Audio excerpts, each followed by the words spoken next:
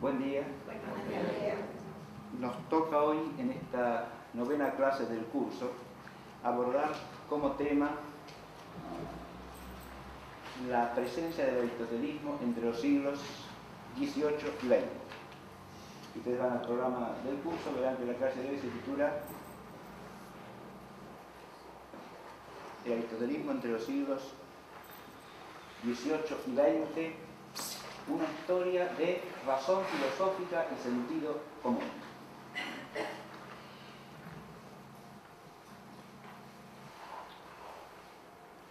Una consideración preliminar breve voy a hacer, que tiene que ver con lo que dice allí en la hoja, en el esquema de la clase, acerca de la andadura histórica y la permanencia de la sabiduría, ¿no? En clases anteriores hemos visto los conflictos a que da lugar la presencia de la tradición aristotélica en la historia del pensamiento filosófico, ¿no? Así oímos en la clase pasada al profesor Mayo Huergo hablar de estos conflictos entre los siglos XV y XVII, por ejemplo, ¿no? Supimos también de estos conflictos entre los siglos XII y XIII, ¿no? Esos son los avatares históricos, diríamos, las controversias que se suscitan, pero al mismo tiempo hay algo que es una permanencia de las verdades fundamentales de la filosofía, a las cuales Aristóteles coopera ampliamente en la tradición sapiencial cristiana. Y esta imagen representa eso, ¿no? Representa una continuidad, una permanencia que ya se instaura desde los santos padres de la Iglesia en cierta medida y que se profundiza a partir de los siglos XII y XIII, de lo que se llama la filosofía, ¿no? El saber filosófico, la ciencia filosófica, que no es la filosofía de este o de aquel, sino la filosofía, sin más, el saber de verdades que corresponden a la ciencia filosófica, y esa continuidad de una sabiduría humana, una cierta sabiduría humana, imperfecta, parcial, limitada, trascendida por la sabiduría de la fe, a la que debe servir como instrumento de profundización intelectual en el saber teológico, forma una tradición continua. Esto es lo que no hay que perder de vista, ¿no? Porque si perdemos de vista eso, nos quedamos solamente con las controversias, que en algunos casos son marginales, no afectan a lo más profundo de la civilización. Pero ahora, al desembocar entre los siglos XVIII y XX, sí llegamos a controversias que afectan a lo más profundo de la civilización. Tenemos que tratar dos aspectos de crisis del aristotelismo en este periodo histórico. Uno es la confrontación de la física de Aristóteles con la física nueva, la física llamada matemática, ¿no? La filosofía matemática de la naturaleza, según la expresión de Newton. Este es un primer factor de crisis que tenemos que abordar. Aquí tenemos a Aristóteles de un lado, del otro lado he puesto a Galileo, a Descartes y a Newton, representando este nuevo modo de hacer física, o esta nueva física, esta nueva filosofía de la naturaleza, ¿no? Y en general, lo que llaman los escolásticos del siglo XVIII, filosofía nueva, o de los novadores. Con el término de novadores se refieren a aquellos filósofos que no se adhieren a ninguna escuela tradicional, o sea, ninguna de las corrientes de la tradición escolástica, sino que se apartan de ella y proponen novedades en distintos ramos de la filosofía. Pero esta primera crisis debe distinguirse, no confundirse en modo alguno, con una segunda crisis. Y esa segunda crisis tiene que ver con la aparición no ya de un nuevo tipo de física, sino de una nueva concepción del conjunto de la realidad, fundamentalmente anticristiana, esa concepción, que es la que corresponde al iluminismo del siglo XVIII. Y aquí tenemos representantes de esa corriente allá abajo, ¿no? He puesto 4 figuras arquetípicas de la mentalidad iluminista: Voltaire, David Hume, Immanuel Kant y Hegel.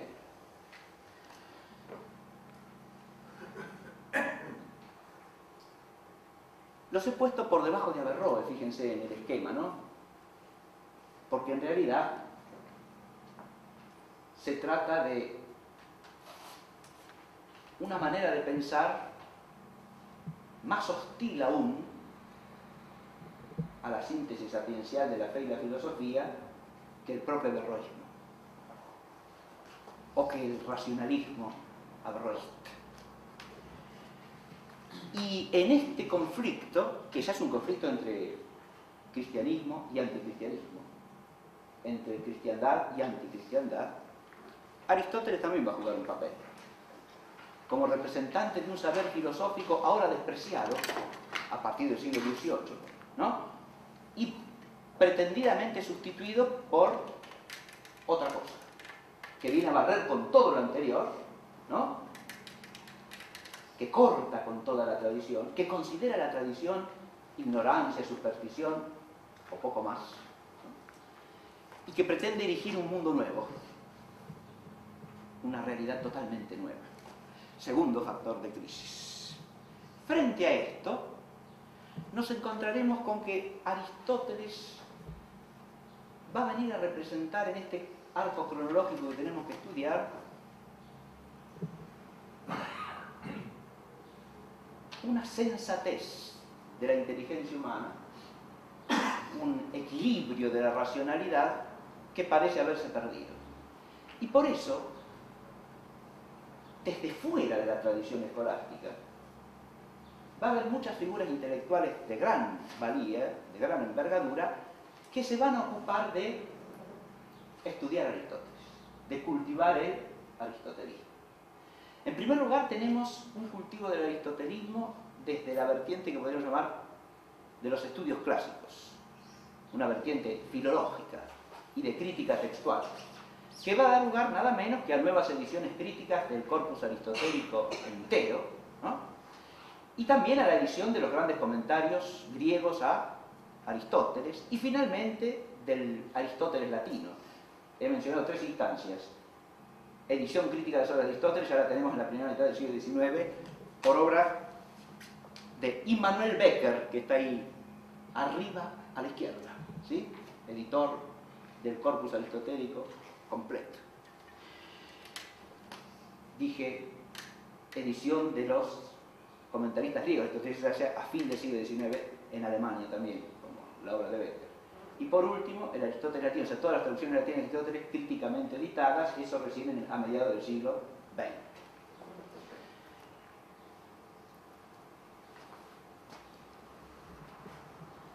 Pero además de esta vertiente, obviamente, tenemos el cultivo de Aristóteles dentro de la propia tradición del pensamiento escolástico y del pensamiento filosófico cristiano en general, del siglo XIX-XX. Y aquí he puesto cuatro figuras, ¿no?, que prolongan la tradición sapiencial representada por la imagen del comienzo, ¿no?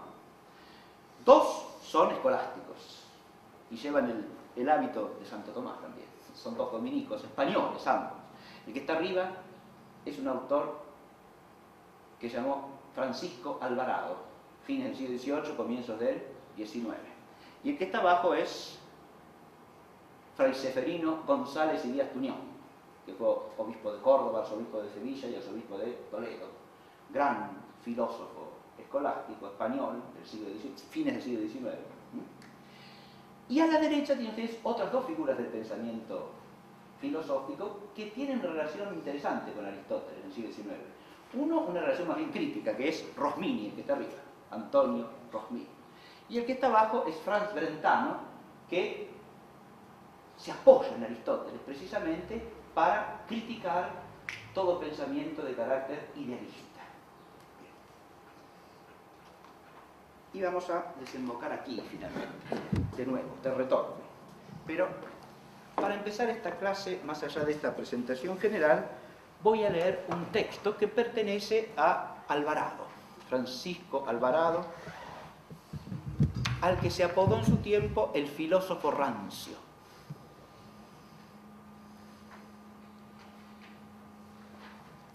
La obra más conocida e importante de Francisco Alvarado se titula Cartas Críticas. Y a las cartas críticas él le añadió, como apéndice, las llamadas cartas filosóficas. El título completo de esta obra es Cartas filosóficas que bajo el supuesto nombre de Aristóteles escribió el reverendísimo padre maestro Fray Francisco Alvarado, conocido ya comúnmente por el filósofo rancio, en las que demuestra la insubsistencia y futilidad de la filosofía moderna para el conocimiento de la naturaleza, su oposición con los dogmas de nuestra santa religión, sus perniciosas doctrinas contra las buenas costumbres y su influencia en el trastorno de los gobiernos legítimos. Las da a luz con las 47 anteriores del reverendísimo padre vicario general de la Orden de Santo Domingo. Esto está editado con licencia en Madrid, imprenta de Aguado, Bajada de Santa Cruz, 1825.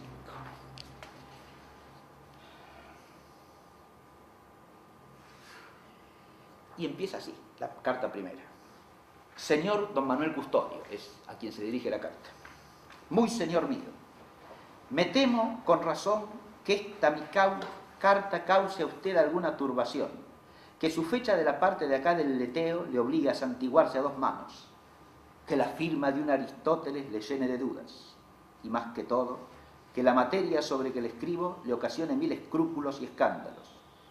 Pero a pesar del susto que preveo en usted y que el afecto que le profeso me inclina a evitarle, me veo en la precisión de molestarle suplicándole oiga la ocasión que me mueva a escribirle y me saque de este purgatorio de dudas que vienen a perseguirme hasta el infierno. Fíjese, es una curiosa invención esta del filósofo rancio, que nos presenta a Aristóteles escribiendo una carta, ¿no?, desde donde se encuentra su alma, ¿no?, desde las moradas infernales. Podríamos suponer desde el limbo, ¿no?, pero desde los infiernos, sí. Y escribe porque quiere salir de un purgatorio de dudas que viene a visitarlo en el infierno. Ya hay, amigo mío, muchos siglos que soy habitador de estas regiones, donde cuidados de mayor momento me han tenido tan ajeno de las cosas del mundo y tan poco solícito de lo que sucede en él, que he pasado la vida como un muerto. Las pocas noticias que de por allá me han venido han sido hasta aquí parte de gusto, parte de risa. Me han referido algunos que en esos países lograban mis escritos un crédito incomparable, que a boca llena me llamaban el divino Aristóteles, el príncipe de la filosofía, el filósofo por excelencia, y otros tales epítetos que si ellos hubiesen sido sufragios y yo estuviese en disposición de que me aprovecharan, muchos años ha que estaría habitando entre los moradores de la luna, que según me informan, se han descubierto ahora. Otros me han dicho que a consecuencia de este crédito no ha habido filósofo ni filosofastro que no haya querido cubrirse con mi nombre, que divididos los profesores de la facultad en varios e irreconciliables partidos, cada cual me alegaba por el suyo, que calentándose las fantasías en forjar vanas sutilezas, de todas ellas querían hacerme autor. Que quisiese yo o lo repugnase, servía mi nombre para autorizar dictámenes opuestos, y que no ha habido disparate que no se haya podido apoyar con mis escritos. Como vivo en la tierra de los desengaños, no he podido menos que reírme de esto, burlar a carcajadas los inútiles estudios de hombres que nacieron para no saber más que contradecir y pasan su vida a casa de quisquillas. Ellos la llaman sutilezas, pudiendo emplearla con más utilidad en cazar moscas. Pero por fin, las primeras noticias me hacían pasar algunos días menos tristes con la consideración del buen nombre que lograba entre los mortales y el aprecio que ellos hacían de mis tareas y sudores. Pero ahora se encuentra con que la situación ha cambiado, y eso es lo que motiva la carta. Dice que oye disputar a unos hombres que están hablando de filosofía, y entonces aplica su atención a percibir qué es lo que dicen, ¿no? Las muchas voces que daban los argumentantes solamente le dejaron entreoír al clérigo que con tanto magisterio como pudiera hacerlo un santo padre decía: Aristóteles no sirve, Aristóteles no supo filosofía, Aristóteles debe desterrarse, quien lo siga nunca ha de ser filósofo. Esto que se dice aquí, que ose decir en el siglo XVIII de Aristóteles, ¿no?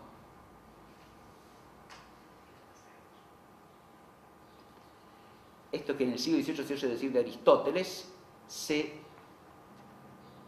ha oído decir después muchas veces, no solo de Aristóteles, sino también del propio Santo Tomás de Aquino, ¿no? Y se puede oír hoy día. Si ustedes acá sustituyen a Aristóteles por Santo Tomás, también se ha oído decir y se ha escrito esto, ¿no? Santo Tomás no sirve, no supo filosofía, debe desterrarse, quien lo siga nunca ha de ser filósofo, ¿no? Acá vemos latir la doble crisis de la que hablé recién. Porque si Aristóteles no ha sido nunca filósofo, si no hay que seguirlo en modo alguno, entonces filósofo y filosofía han pasado a significar algo totalmente distinto a lo que han significado siempre, ¿no? Porque que Aristóteles es un filósofo, que Aristóteles es una de las mayores figuras de la filosofía, es algo que la tradición hasta ese momento jamás ha puesto en cuestión. Se ve que acá hay un espíritu de ruptura con una tradición bimilenaria ya en ese momento, porque abarca los últimos siglos antes de Cristo y 1800 años después de Cristo. Una tradición que viene desde los orígenes mismos de la filosofía y que afecta incluso al uso del nombre filosofía, porque si Aristóteles ya no debe ser llamado filósofo, si no supo filosofía, entonces filosofía, ¿qué quiere decir? Fíjense que acá hasta el nombre filosofía mismo entra en crisis, porque precisamente uno de los aspectos fundamentales del iluminismo al que aludí hace un momento va a ser tomar ese nombre y apropiárselo para significar con él no la filosofía, sino la ideología del iluminismo. No el saber filosófico, sino el racionalismo anticristiano. Sed filósofo si se piensa como Voltaire. Y si no, no sed filósofo. En ese sentido es obvio que Aristóteles no es filósofo. Claro que no.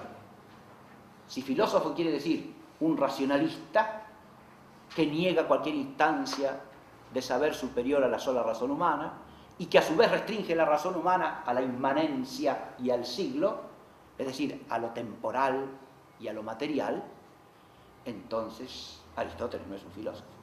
¿Está claro?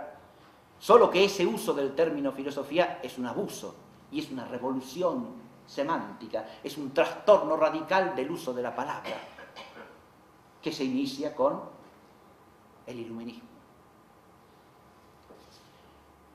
También la otra crisis puede estar latente aquí, pero la otra crisis es menor, la primera, porque hace a desplazar a Aristóteles como filósofo natural, pero jamás negando que Aristóteles fuese un filósofo.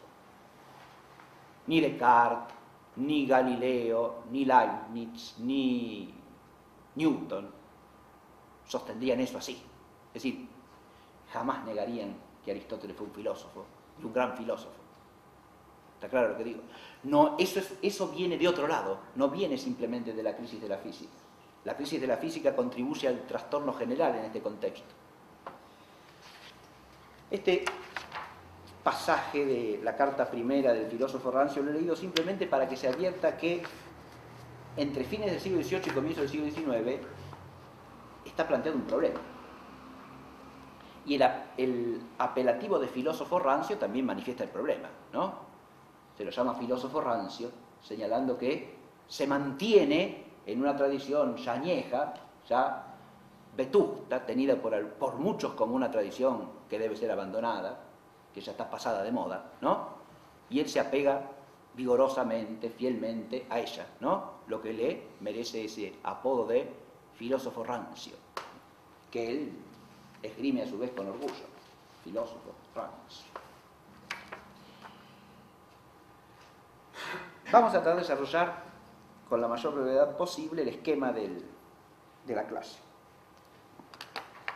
La crisis de la física aristotélica sería el primer aspecto que tenemos que abordar. ¿A qué nos referimos con esto? Nos referimos al desarrollo y surgimiento de un nuevo modelo de física, como dije, que es lo que suele llamarse la filosofía matemática de la naturaleza. Con eso le estoy dando el nombre que le da el propio Newton, ¿no? La obra máxima de Newton, como ustedes recordarán, se llama así: Philosophiae Naturalis Principia Mathematica, o sea, principios matemáticos de filosofía natural, ¿no?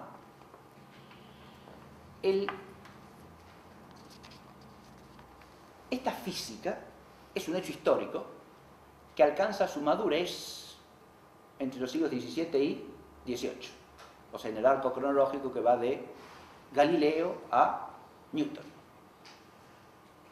¿Qué características tiene esta física? Si nos remontamos al diálogo de los dos sistemas máximos de Galileo, podemos advertir cuáles son las características básicas de esta física.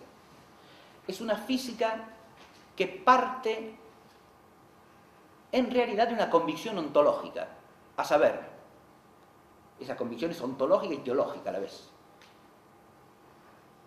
Dios ha ordenado el mundo material matemáticamente.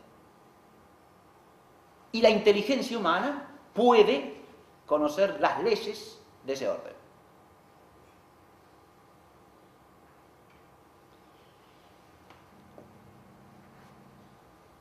Ese orden matemático de la naturaleza es también para Galileo, y esto es una condición ontológica de carácter neopitagorizante, lo esencial del mundo físico. O sea, ese orden numérico, ese orden matemático, es la esencia del mundo físico para Galileo. Por lo tanto, conociéndolo, se conoce lo esencial de la naturaleza. Eso hace que, desde el punto de vista de lo que se llama el objeto formal de una ciencia, haya que atender solamente a los aspectos cuantificables del mundo físico, a lo que en el mundo físico tiene razón de cantidad. Esos aspectos cuantificables son los que hay que relacionar, encontrando las leyes según las cuales se relacionan.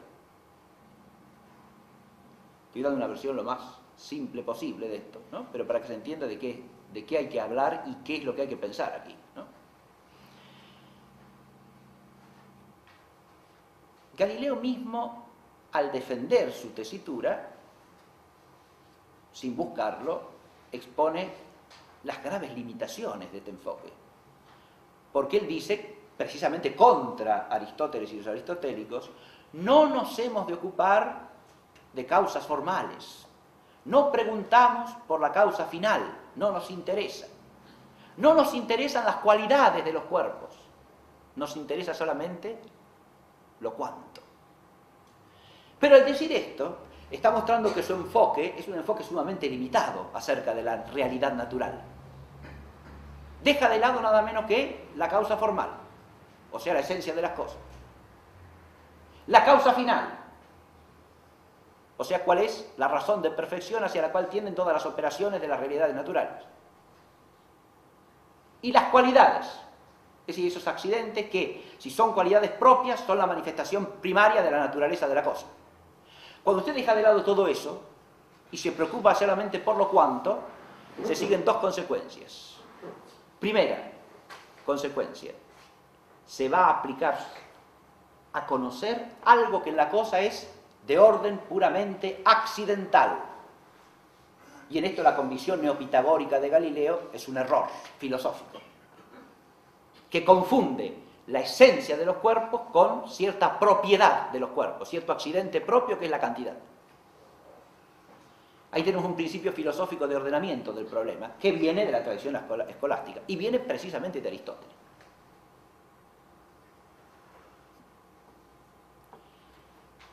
La primera consecuencia es esa, se ocupa nada más que de determinaciones de orden accidental que hacen a los cuerpos. Hay dimensiones cuantificables propiamente en los cuerpos, porque los cuerpos son extensos, tienen cantidad dimensiva. Ese es el fundamento objetivo de que estas leyes correspondan a la realidad. No son invenciones de la mente humana, tienen un fundamento real, porque los cuerpos tienen dimensión. Pero el ocuparse, esa es la primera consecuencia, ¿no? Dejamos de lado cuestiones fundamentales de la naturaleza en general, ¿no? Y la segunda consecuencia es que la visión de la naturaleza que se obtiene desde allí es una visión aplastada de la naturaleza. ¿A qué me refiero con esto? Degradada al orden ínfimo del ser natural. ¿Por qué? Porque se ocupa esta física solamente de los cuerpos en cuanto extensos. Ahora, esa es una propiedad de todo cuerpo en cuanto cuerpo, sin interesar si es un cuerpo inerte o un cuerpo viviente, si es un viviente vegetativo, sensitivo o racional, como el hombre. A ver si me explico. Para la ley de la gravitación universal, interesa algo de la naturaleza del cuerpo. Si el cuerpo del que estoy hablando, que queda reducido en la ley a una masa puntual en el vacío, ¿sí? Bajo esa razón formal está concebido un cuerpo ahí, ¿no? Que es un concepto físico-matemático, una masa puntual en el vacío, ¿sí? Las masas puntuales en el vacío se atraen con una fuerza que es directamente proporcional a la masa misma e inversamente proporcional al cuadrado de la distancia que la separa. Perfecto. Si yo hablo de los cuerpos de esta manera, ¿me importa si el cuerpo de que hablo es un ser humano o es un pedazo de granito? No interesa. Si es un aerolito o es un arbolito, no interesa para nada. Porque los estoy considerando bajo el respecto cuantitativo y por lo tanto, todo cuerpo es igual a otro cuerpo, en cuanto cosa extensa. Con lo cual se pierde la visión del orden jerárquico de la naturaleza, de la distinción de los géneros de ser natural. Por eso dije, si uno enfoca la naturaleza desde Aristóteles, tiene una distinción clara entre el ser inerte y el ser viviente, entre el viviente vegetativo, el viviente sensitivo y el viviente racional, que es el hombre. Y todo es naturaleza. La naturaleza ahí, como filosofía, abarca desde la física general hasta la antropología, pasando por la filosofía de la vida. Pero cada cosa es estudiada según su esencia, según su naturaleza, no meramente como cuerpo. Por eso la resistencia de los aristotélicos a este modelo de física no era una burrada de gente atrasada y conservadora a ultranza, porque no les gustaban los cambios, le tenían alergia. ¡No, señor! Encerraba un principio profundo de sabiduría filosófica y también de sabiduría cristiana. Porque si usted identifica toda física con la física matemática, la visión de la naturaleza se degrada, se aplasta a lo ínfimo del ser natural.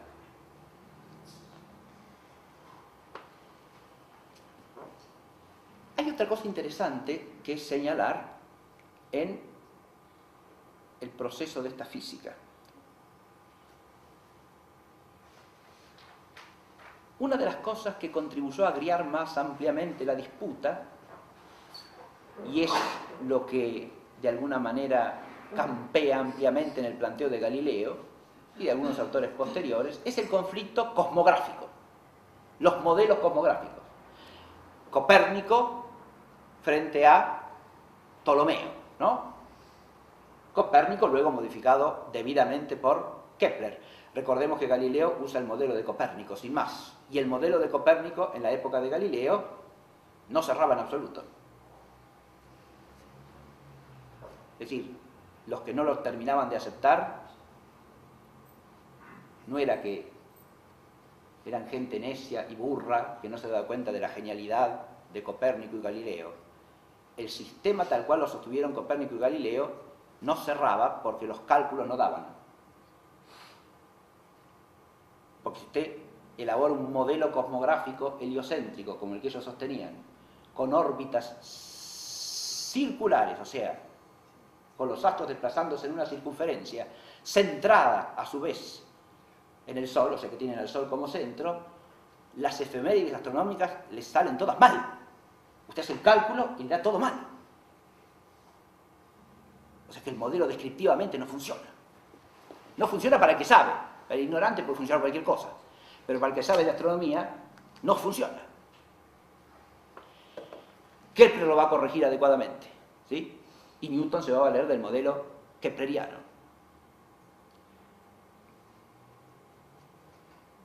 La nueva física matemática va a tener una de sus cartas de victoria precisamente en su asociación al nuevo modelo cosmográfico, ¿está claro? Se va a vincular unilateralmente física aristotélica a modelo cosmográfico ptolemaico, que ya ha sido descartado. Física nueva al modelo cosmográfico kepleriano, ¿no? Que ha desplazado al otro. Y entonces, a menos que usted sea un ignorante, tiene que apegarse a la nueva física. Ahí hay una trampa enorme, ¿está claro? Yo he puesto aquí en un punto, ciencia física y conocimiento empírico, la contingencia relativa de los modelos cosmográficos en relación con los principios físicos. Fíjense que, ya sea que consideremos los principios físicos de la filosofía natural aristotélica, ya sea que consideremos los principios de la física matemática newtoniana, en ningún caso el modelo cosmográfico es absolutamente y necesariamente algo presupuesto por esas leyes. Si usted denuncia el principio de la filosofía natural aristotélica, que dice que ningún ente natural puede pasar de la potencia al acto si no es por la acción de un acto del mismo género, ¿no? Ese principio tiene validez independientemente de cuál sea el sistema en que usted se figura que se mueven los astros en el universo. Y si usted denuncia la ley de la gravitación universal, de nuevo, esa ley como principio, o enuncia el principio, supongamos, de inercia, ¿sí? Todo cuerpo en el espacio permanece, en el espacio homogéneo y tridimensional, ¿no? Permanece en reposo o en movimiento rectilíneo uniforme a menos que una fuerza actúe sobre él, ¿no? Ese principio de suyo no está ligado en modo alguno al modelo kepleriano.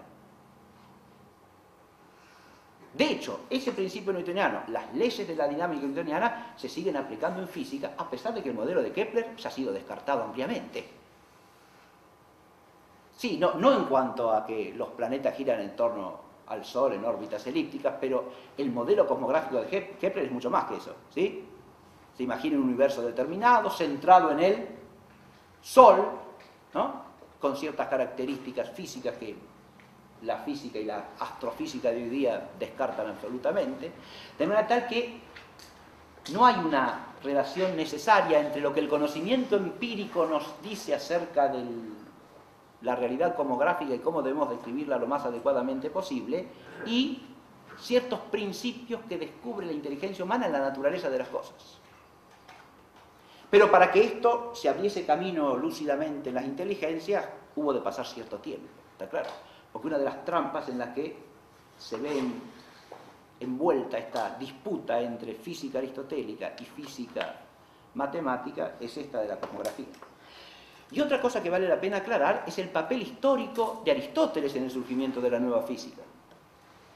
Porque paradójicamente, esa nueva física matemática no es algo ajeno a la tradición del aristotelismo en el proceso de su origen histórico.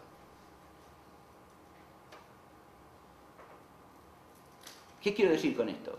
Claro, esa física tiene cierta inspiración platónica, por supuesto, sí, o neopitagorizante, como dije. La inspiración platónica es un fundamento para salvar cosas en las que los neopitagóricos caen erróneamente, porque Platón lo que sostenía, recuerden ustedes, es que si uno quiere entender el orden del mundo físico, debe aplicar la razón matemática, pero siempre a título de hipótesis, de conjetura, de doxa. La física para Platón es una doxa razonada, porque es buscar un instrumento matemático que me permita entender el orden de la realidad física. Lo que Galileo nunca admitió precisamente era el carácter conjetural de sus leyes matemáticas. No eran hipótesis, eran principios absolutamente verdaderos, ¿no? Acá tenemos un problema filosófico de fondo también. Cierto que hay inspiración platónica, neopitagórica, muy bien, en la aplicación de las matemáticas, en el modelo de matemática física, verdad. Pero atención, también hay otro costado de esa física que es de raigambre aristotélica. Para esto basta estudiar la historia, el trayecto histórico en el que se va forjando esta física. ¿A qué me refiero con esto? Primero, al énfasis fundamental de Aristóteles en que el conocimiento que es ciencia parte de la experiencia de la realidad. Y segundo, la problemática del movimiento tal cual la plantea Aristóteles, que sigue estando presente en sus principios hasta en Newton. Porque adviértase que el principio de inercia que recordé recién es un principio de alguna manera subalterno al principio de la causalidad eficiente de la naturaleza de Aristóteles. Tiene que haber una causa del movimiento, ¿está claro? Y esa causa universalmente es una fuerza que actúa sobre el cuerpo y hace que cambie de trayectoria o adquiera cierta aceleración. pero no hay efecto sin causa, no hay movido sin movente, y eso es un principio aristotélico. Porque todo el problema del movimiento, tal cual lo va a desarrollar la física matemática, parte de los planteos de Aristóteles y de sus comentaristas. Eso lo dijo en una clase anterior el profesor Mayo-Huergo, cuando habló de la importancia que tuvo entre los siglos XIII y XIV el tratamiento del problema del ímpetu, o sea, la explicación de cómo se mueve un cuerpo una vez que quien lo impulsa ha perdido contacto físico con él. ¿Sí? Alguien arroja una piedra, por ejemplo. ¿Sí? La piedra, cuando pierde contacto físico con quien la impulsa, sigue moviéndose, ¿no? ¿Y cómo se explica eso? Porque ya no la está empujando, la ha arrojado, ¿no?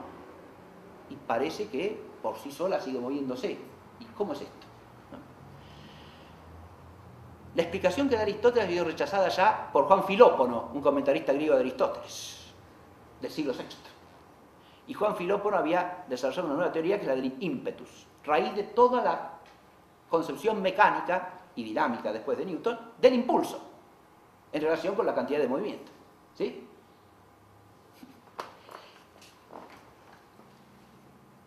El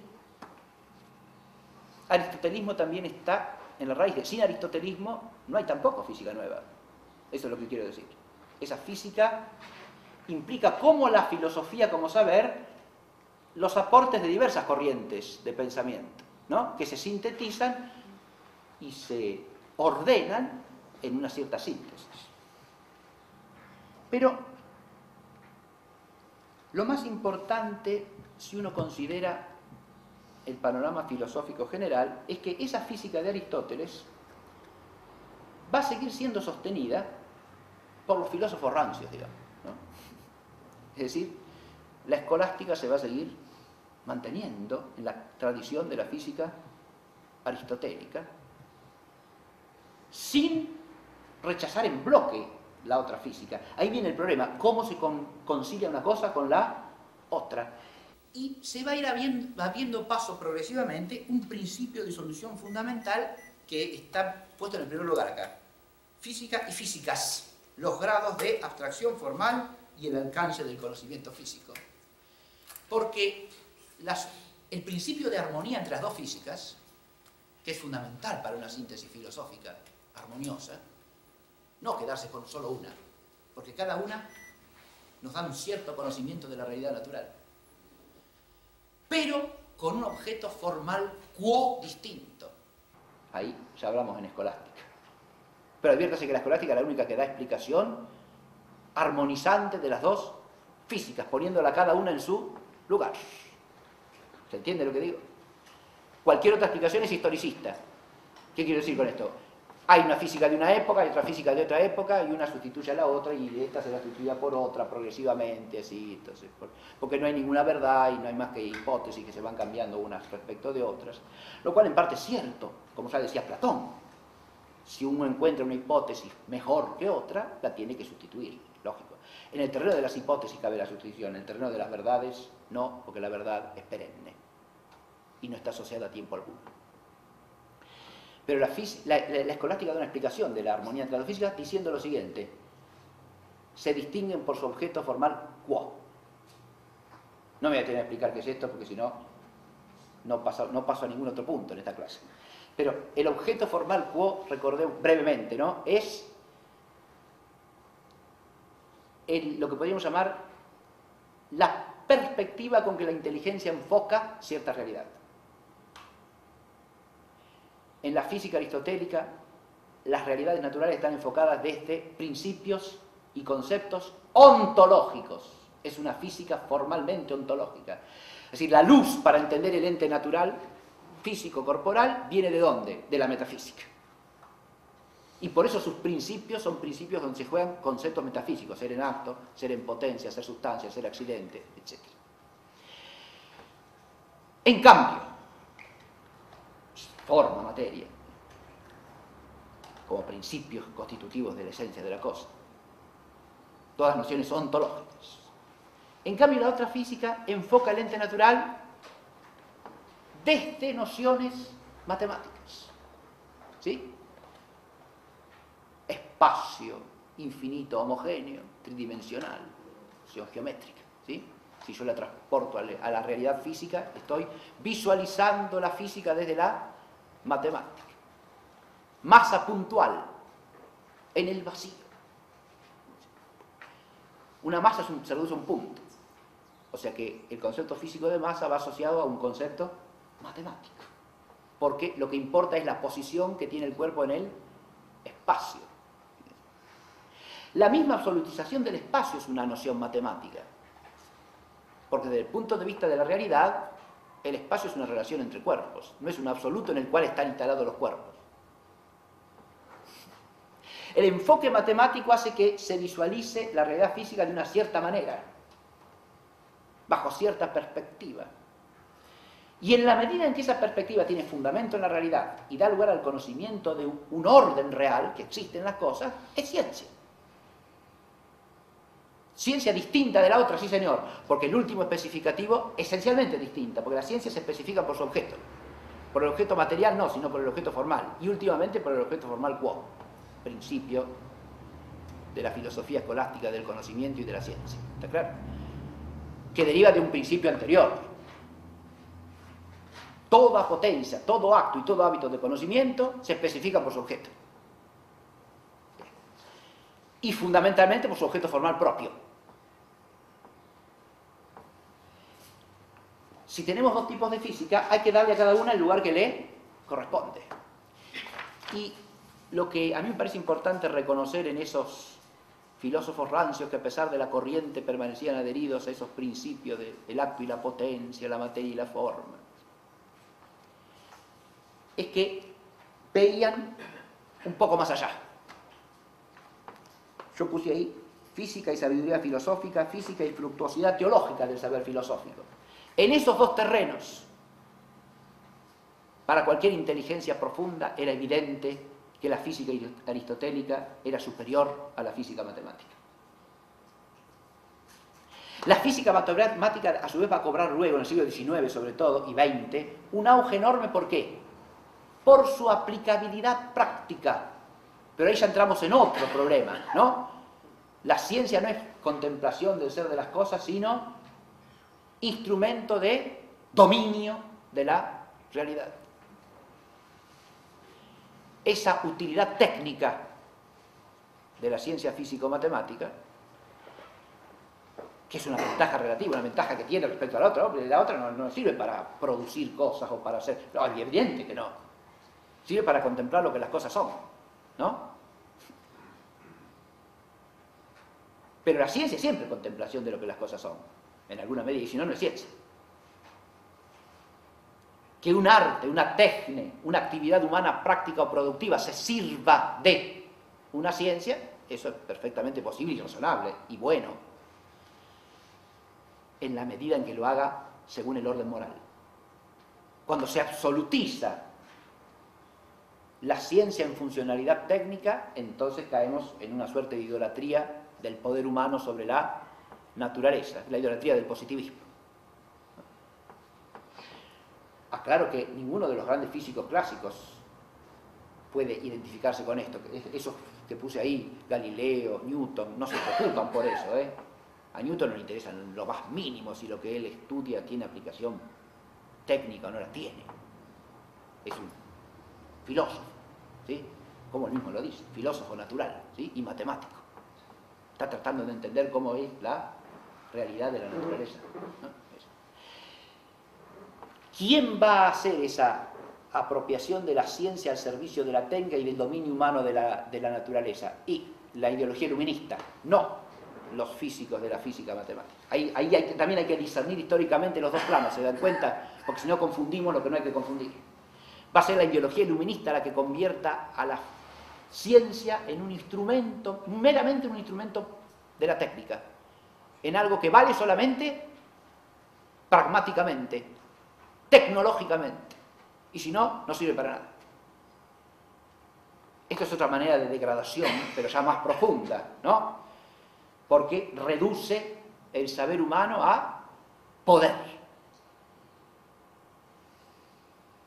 Y por eso de esa idea tiene que quedar excluido del saber humano todo lo que le presenta al hombre un límite para su propio ser, ¿o no? Y claro, sí. Lo que lo trasciende, sí, lo que lo trasciende hay que descartarlo, porque la ideología lo que quiere es mostrar que el hombre es el supremo, ¿no? El señor, el dueño. La física y la sabiduría filosófica, ahí hay un tema. Pero también la fructuosidad teológica del saber filosófico, que es algo importantísimo en la síntesis sapiencial cristiana, ya desde Clemente de Alejandría en adelante. Uno de los fines de Clemente para la filosofía, ¿por qué el cristiano estudia filosofía? Porque la filosofía prepara la inteligencia a la especulación teológica como instrumento y además como entrenamiento. Ninguna de las dos cosas le cabe a la física matemática. No entrena la inteligencia para la teología, ¿por qué? Porque toda la teología reposa sobre la analogía metafísica, y si no hay analogía metafísica, no hay especulación teológica. Usted no puede aplicar a Dios conceptos de orden físico, masa puntual en el vacío. No, señor. Acto, ser en acto. Sí, señor. ¿Se entiende lo que digo? A Dios no se pueden analogar sino nociones que son de orden metafísico. Y solamente cuando la inteligencia humana piensa estas nociones se va entrenando, como dice Clemente, para lo que es todavía más elevado, que son los misterios sobrenaturales. ¿Cómo vamos a aplicar nuestra inteligencia? Se pregunta Clemente. A los misterios que nos revela la fe, si ni siquiera la hemos ejercitado en los objetos supremos que puede alcanzar por naturaleza nuestra inteligencia humana. Y esos objetos supremos son los de la abstracción metafísica, no los de la abstracción física ni los de la abstracción matemática. No se puede saltar de la abstracción física o de la abstracción matemática a la teología. Imposible. No se puede.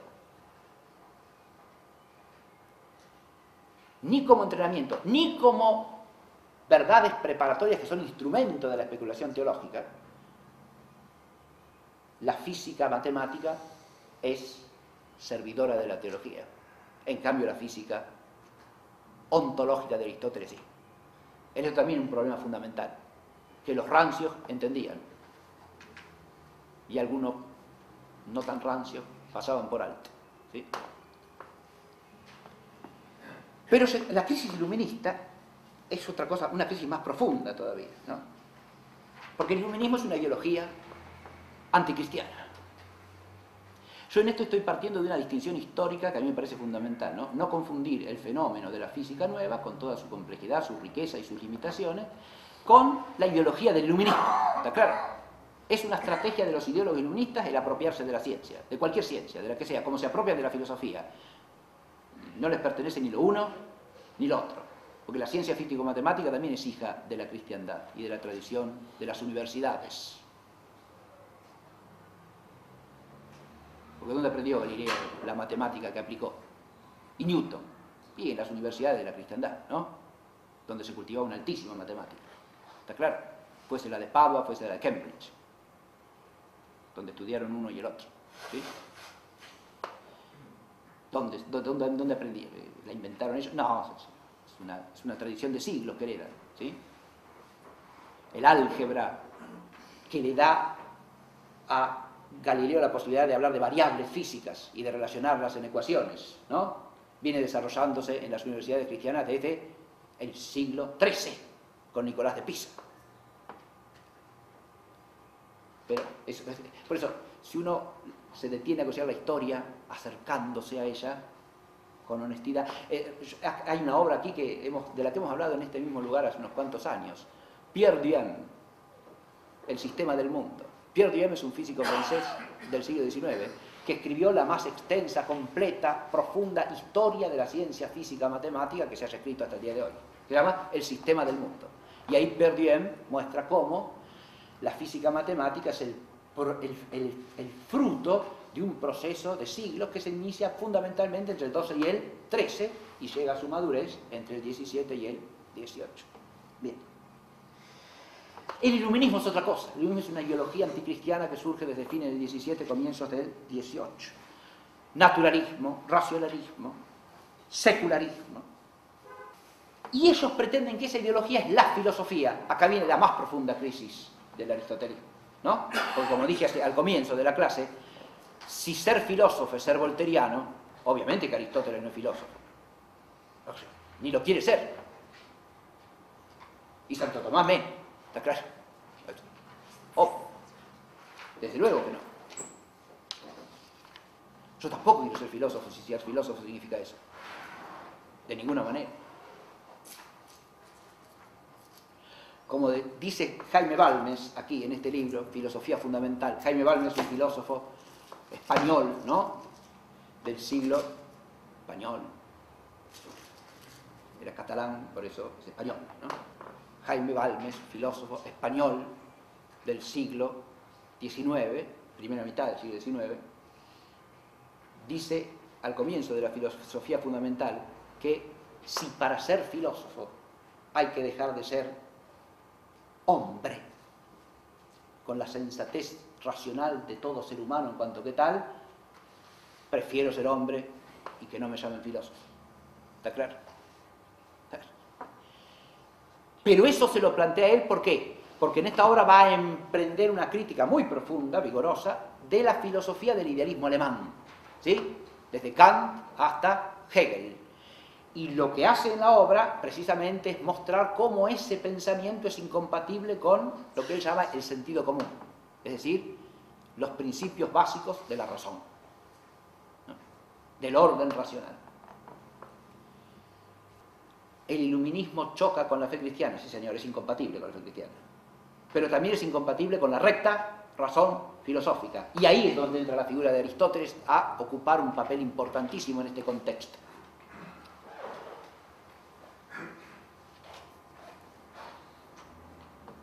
Los 3 puntos acerca de la crisis iluminista los he desarrollado ya en la clase en otro orden, ¿no?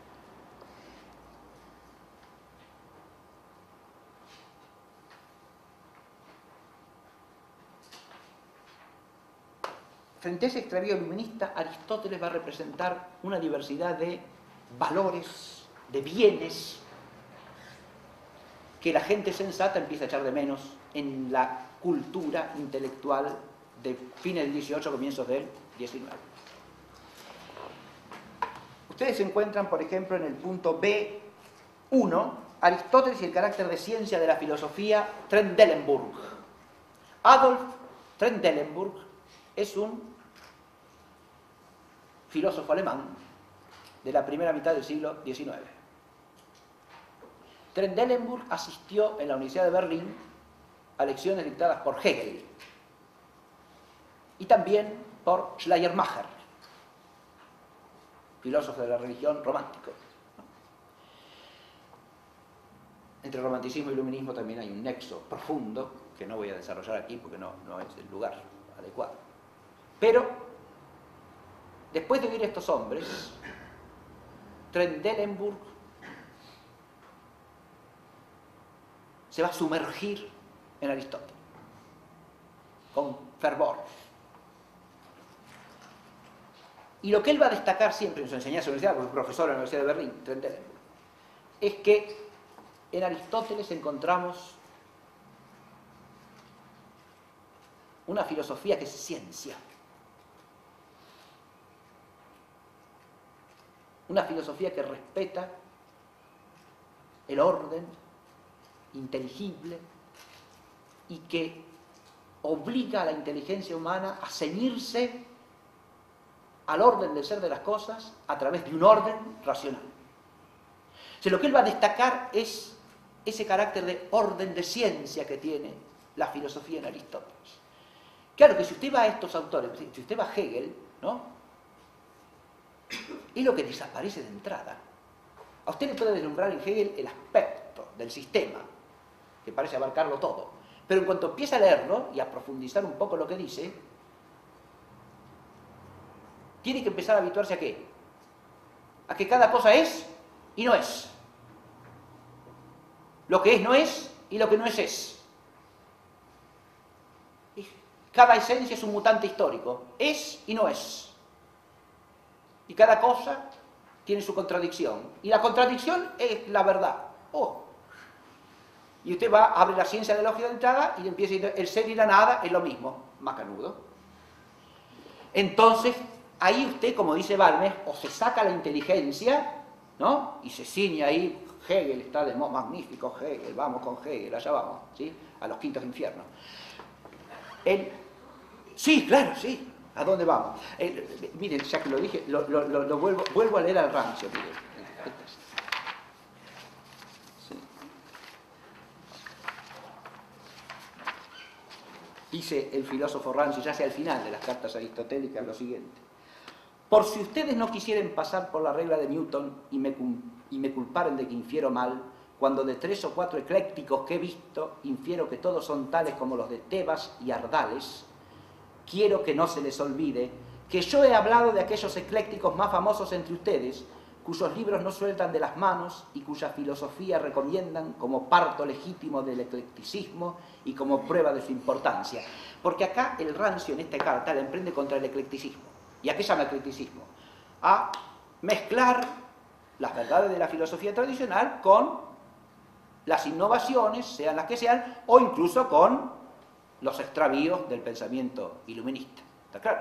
Te mezcla, pone una cosa a la otra, hay que acomodarse a los tiempos, hay que todo eso. Muy bien, entonces usted toma de aquí, de por allá, de más aquí, de más allá. Muy bien. Y acá en la carta esta emprende contra el eclecticismo. Fíjese que si se conserva, hay un principio de consistencia que exige la inteligencia humana, ¿no? De coherencia. Usted no puede poner el sí y el no al mismo tiempo.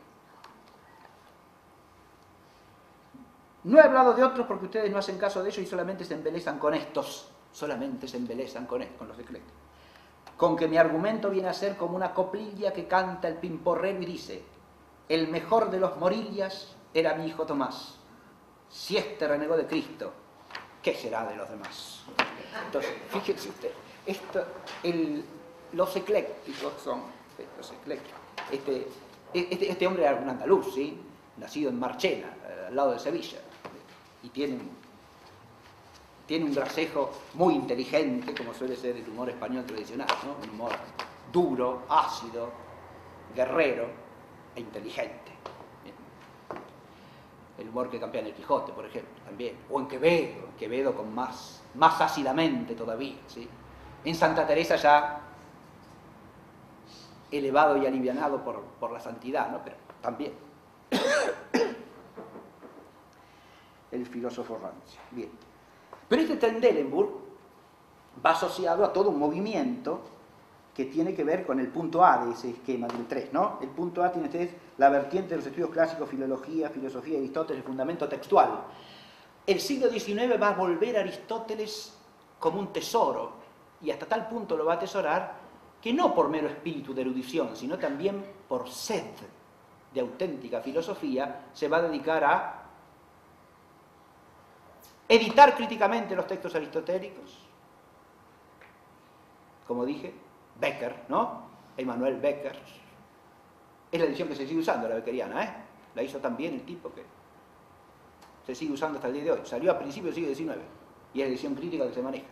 Además inventó el sistema de dividir en columnas, poner numeración al margen para que se pueda citar con precisión. Pero además de la empresa de Becker, lo va a continuar después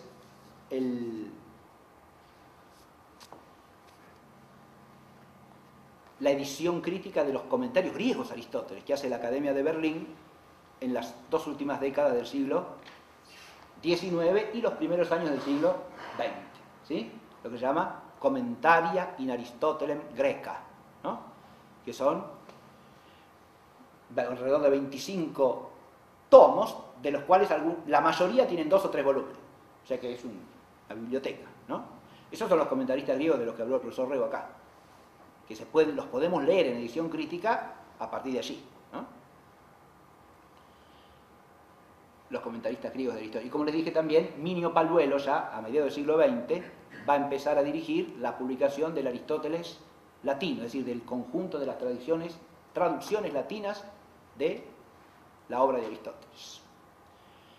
Son 3 empresas que jalonan, ¿no?, a lo largo de un siglo y medio, la crítica textual dedicada a Aristóteles y a sus comentaristas, a más de las ediciones de los grandes escolásticos que han comentado Aristóteles, ¿no? Santo Tomás, San Alberto Magno, cuya edición crítica todavía está en proceso, ¿no? Juan Duns Scoto también se está haciendo todavía, la edición crítica de los franciscanos la están haciendo todavía.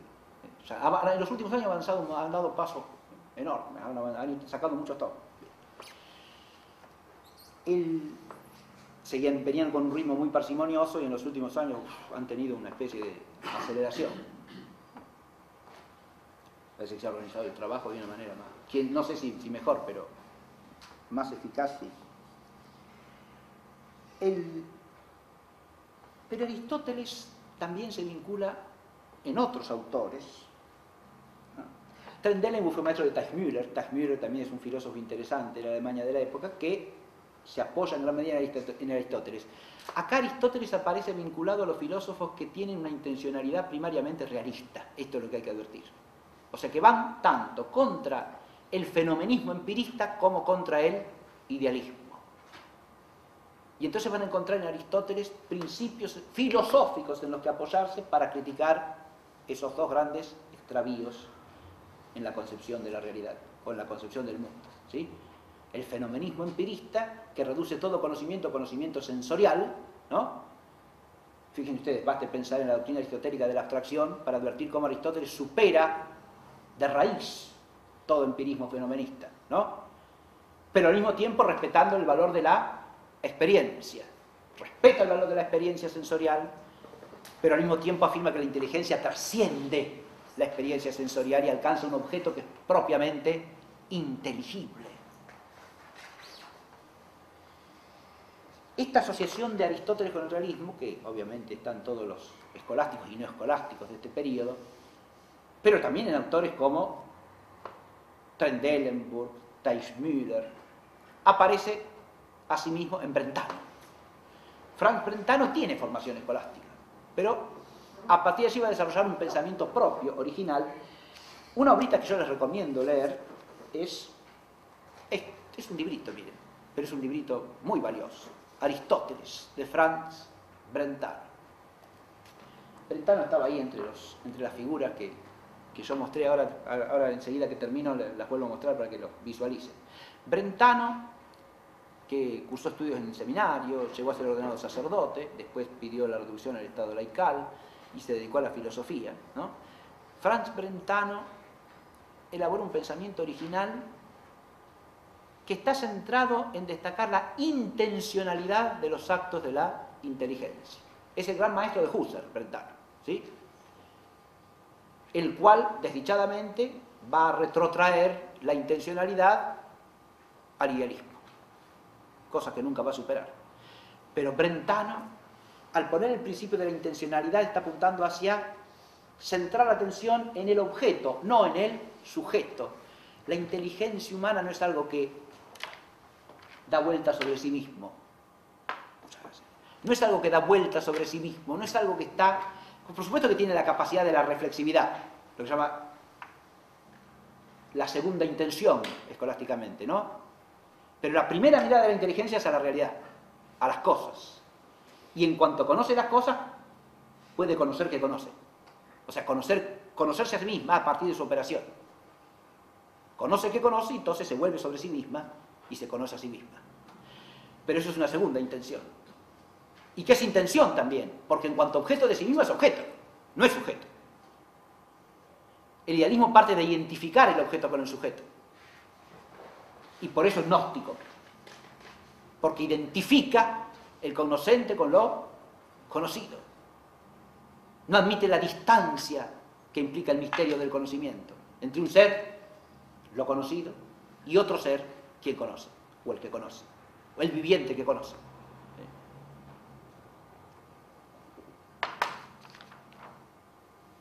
Rosmini escribió también un libro que se publicó póstumamente, que se llama Aristóteles expuesto y examinado.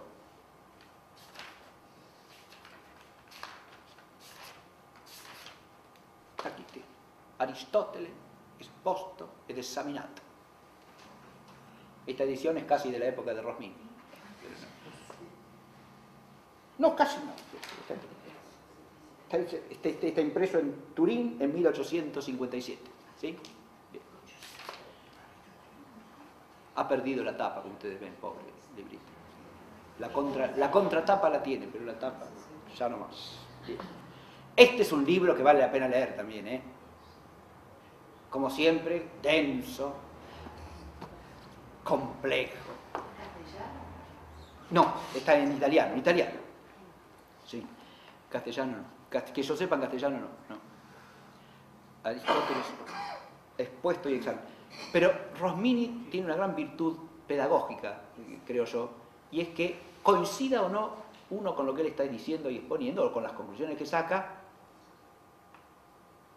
siempre hace pensar filosóficamente. Para entender lo que dice uno tiene que hacer el esfuerzo de la reflexión auténticamente filosófica. Y en ese sentido es un maestro de pensamiento filosófico, ¿no? Obliga a que uno piense las cuestiones profundas de la filosofía y trate de entenderlas a partir de principios.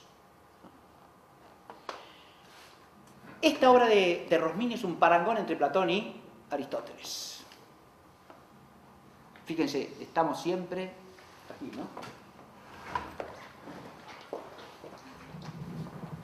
Uno de cada lado, ¿verdad? La escuela de Atenas, ¿nos acordamos? Donde teníamos a los dos también, Platón y Aristóteles.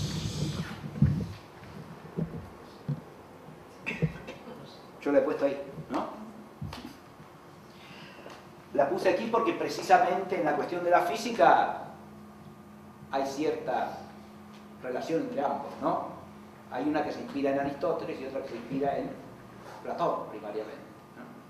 Pero la solución dice lo que el mural de Rafael, hay que tomarlos juntos, complementariamente, no como si fuesen excluyentes el uno del otro.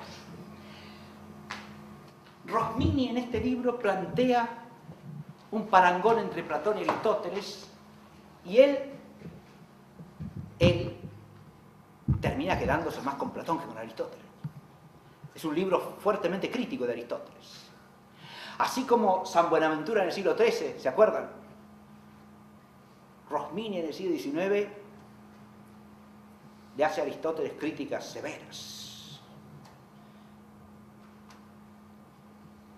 Algunas de esas críticas, creo yo, son inadmisibles. Otras, en cambio, tienen fundamento en realidad y están bien hechas. Es una crítica que a su vez hay que criticar. Es una crítica que hay que pensar, reflexionar, discernir.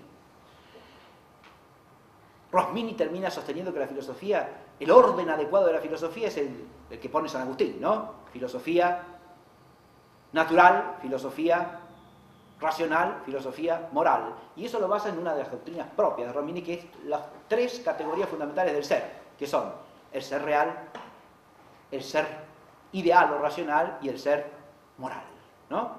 Y partiendo de ese triple ser, la filosofía debe ordenarse así, como decía San Agustín o San Buenaventura. ¿Sí? Bien. Descarta el ordenamiento. Pero él a su vez propone un ordenamiento de conjunto, cuando hace la clasificación de la ciencia filosófica, que se parece mucho más al sistema de Aristóteles que a esto que acabo de decir. Pero en este libro hace un parangón entre Platón y Aristóteles, en el cual da testimonio de lo mismo que yo estaba diciendo, porque para criticar a Aristóteles, lo que dice es que Aristóteles privilegia el ser real y se olvida del ser ideal. Muy bien.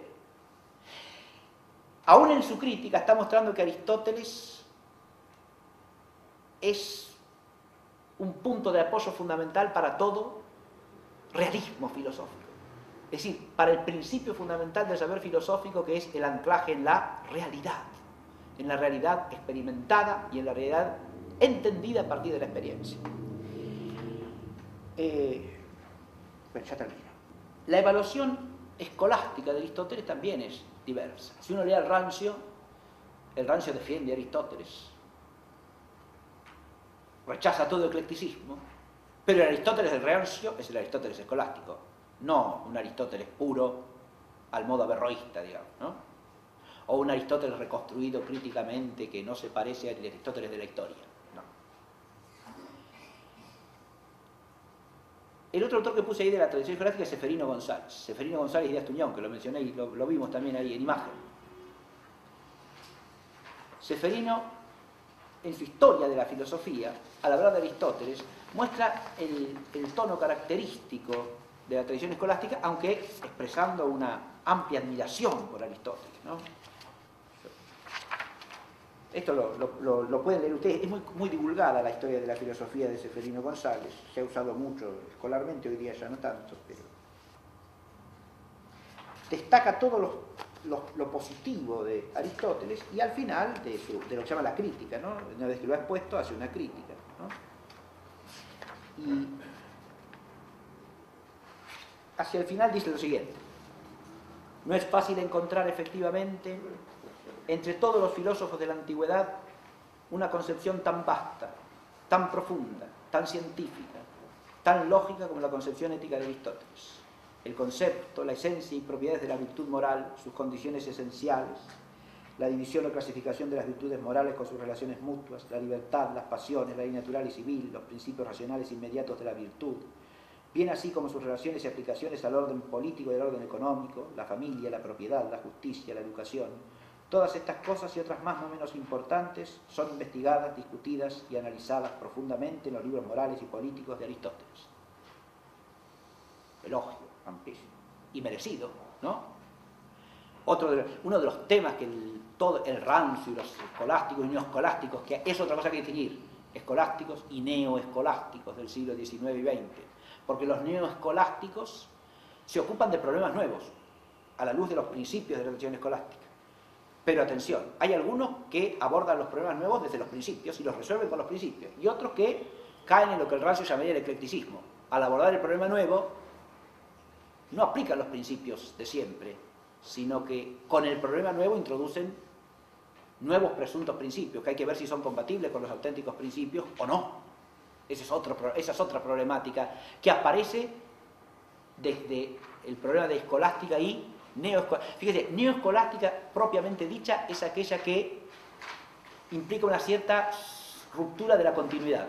Francia, básicamente, ¿no? La tradición del pensamiento escolástico se rompe con la Revolución, de alguna manera. Y ya en la segunda del siglo XVIII había retrocedido ampliamente, pero se rompe con la Revolución. Y después empieza a retomarse mucho más tarde, fines del siglo XIX, principios del XX, no antes. Hay un bache intermedio, entonces hay una restauración escolástica, que es neoescolástica siempre, ¿no? Cosa que no pasa en España, donde la continuidad de la escolástica es sin fisura, por lo menos hasta mediados del siglo XX. La neoescolástica no se ocupa de problemas nuevos, como dije. Eso puede ser plenamente en la continuidad escolástica. Y ahí hay que ver si, insisto, si el abordaje de los problemas nuevos implica aceptar nuevas doctrinas que son incompatibles con la verdad filosófica o no. Bien.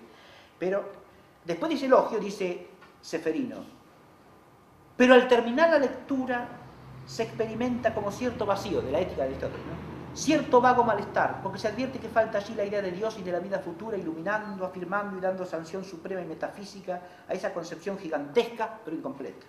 La teoría moral de Aristóteles es un bello y grande edificio, pero que carece de coronamiento. Es una estatua de Filias a la cual falta la cabeza. Leo esto porque en este elogio y crítica luego, Ceferino González representa el espíritu con que toda la escolástica siempre, ¿no?, tradicionalmente ha asumido a Aristóteles. Es el filósofo, pero no es la filosofía. Es el filósofo por antonomasia, si se quiere, en cuanto a la ciencia filosófica, sí señor. Pero no es la filosofía misma, no es la verdad misma. Hay que completarlo y hay que corregirlo. Las dos cosas, ¿sí? Cuando corresponde. Porque, y volvemos a la sentencia de Santo Tomás para terminar esta clase, el esfuerzo del filósofo no está en saber lo que ha pensado este o aquel, sino, ahí lo tenemos a Brentano, discúlpeme, ¿no? Allá Rosmini, Brentano, este es el rancio, ¿sí?, escribiendo en su escritorio, y este es Ceferino González, ¿no? Como dice Santo Tomás, y lo tienen ustedes en el programa, ¿no? Invito a leer el programita, los que lo tengan en la mano. No el esquema de la clase, sino el programa del curso, ¿sí? En el programita del curso tienen una frasecita de Santo Tomás muy escueta, muy breve, pero que encierra un mundo de pensamiento, ¿verdad? Studium philosophiae non est ad hoc quotiatum qui domine sensent, sed qualiter se habeas veritas rem. ¿no? El empeño, el esfuerzo de la filosofía no está en esto, en que se sepa qué han pensado los hombres, sino cuál sea la verdad, ¿no?